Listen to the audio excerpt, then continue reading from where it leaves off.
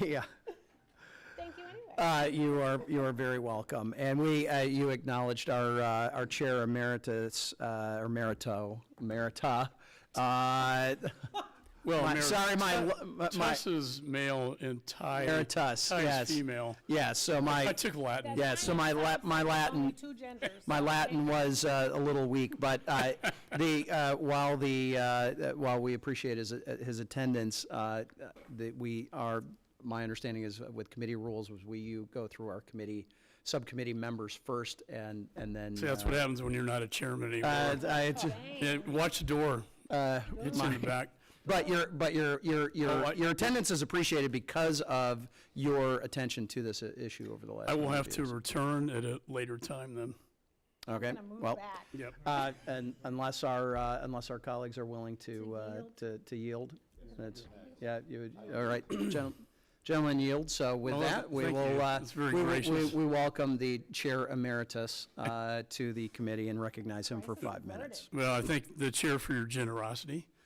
This is an issue I think it is so important, and I worked on this when I was a young federal prosecutor at Department of Justice in 1996. Prosecuted the campaign finance violations from China. Johnny Chung led us to the director of Chinese intelligence, China Aerospace, putting money into his Hong Kong bank account to influence the presidential election. And why? Because they wanted dual-use satellite technology. They wanted to be a member of the WTO. They wanted China Aerospace to be the beneficiary of our technologies. And since that time, they have come a very, very long ways. I introduced the Chips for America Act at the behest of Secretary Pompeo and Secretary Wilbur Ross in the first Trump administration to pull the manufacturing out of Taiwan, where 90% of the advanced production is made, into the United States. So we can truly make America first in manufacturing of semiconductor chips. They got politicized, unfortunately, but it's working. DeepSeek is disturbing to me because we sold it to them. NVIDIA, God bless them, and it was legal in their defense at the time, sold the advanced chips that allowed China to make the first AI DeepSeek technology, which is now banned and would be illegal under current law. But the damage is done. Now they're creating all these AI chips. In fact, in open AI, I was told yesterday that China is actually ahead of the United States. So in this great power competition, we have a lot of work to do. I want to bring up just a couple. First of all, Mr. Ball, your point on the foreign direct product rule is spot on.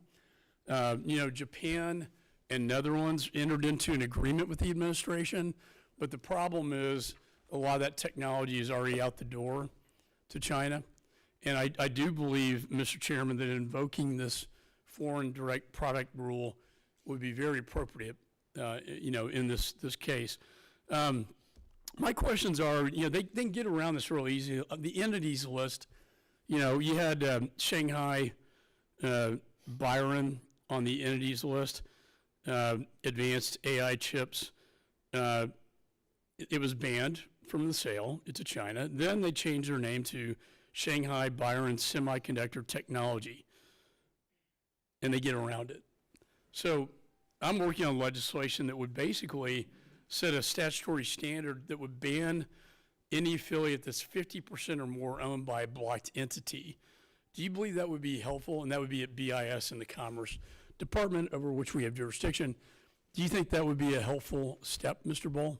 I haven't examined that closely enough to give a good answer here, but what I will say is that I think the foreign direct product rule is worth considering codifying in legislation. Yep. And I would also say that country controls are likely more appropriate than entity controls for a lot of these technologies for the exact corporate pliability reasons that you mentioned. So there's been a debate at BIS about sector versus entities list, individual, and then sanctions. And my problem is if you ban a specific company, they can change the name of that company overnight, and you're off the entities list. Mr. McGuire. Yeah, I completely agree. I think we need to do both. I mean, certainly on the most advanced Chinese fabs, we certainly should make sure that they are blocked from all U.S. allied tools and completely blacklisted. The fact that allies can backfill is problematic. But I think you're completely right that the only controls that really we know will work, and given the importance of this, it is really important that we apply controls that we know work. And thank you for your leadership on this issue over the years.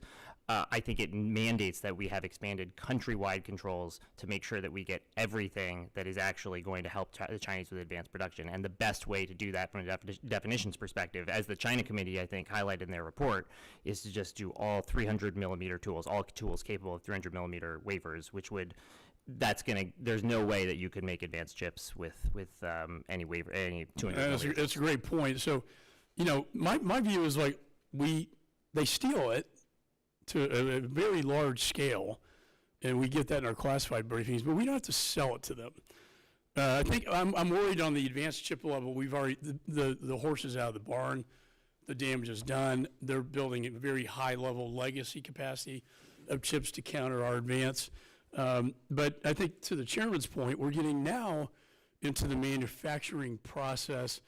I see no reason, first of all, that we should be selling AI military grade technology chips to China, number one. And then number two, any manufacturing tools that could be used to make AI military grade technology. Just quick response.